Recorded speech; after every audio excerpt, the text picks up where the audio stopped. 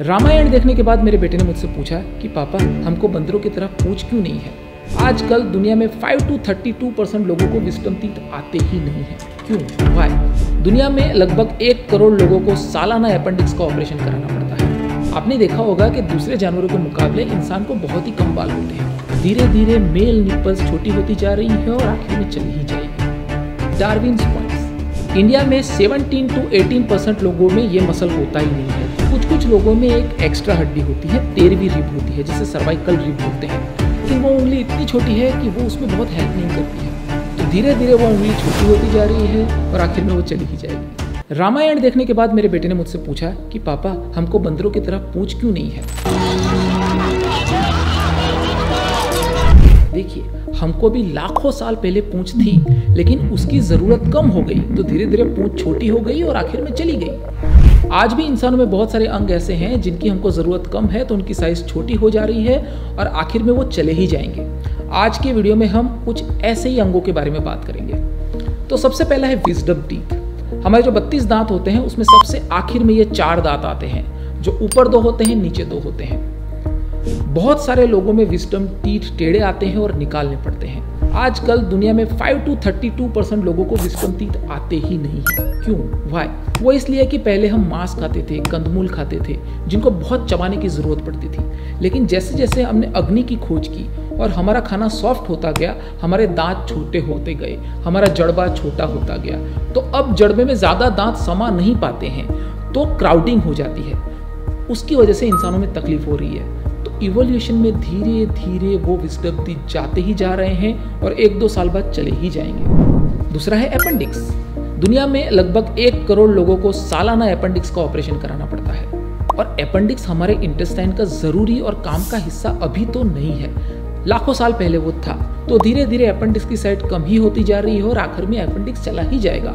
1 या 2 लाख साल बाद इंसानों में अपेंडिक्स होगा ही नहीं। Body hair. आपने देखा होगा कि दूसरे जानवरों के मुकाबले इंसान को बहुत ही कम बाल होते हैं। दूसरे जानवरों में बाल ठंडी गर्मी से और सनलाइट से बचाते हैं और कैमोफ्लेज का काम भी करते हैं। इंसानों के बाल इतने कम हैं कि ये तीनों काम नहीं कर सकते। इसीलिए इंसानों के बाल धीरे धीरे कम ही होते जा रहे हैं और 10 से 20 लाख साल बाद इंसानों के बाल चले ही जाएंगे। कॉकिक्स। हमारी स्पाइनल कॉर्ड के नीचे फ्यूज हुई हड्डियों का एक छोटा सा पार्ट होता है, जिसे कॉकिक्स बोलते हैं।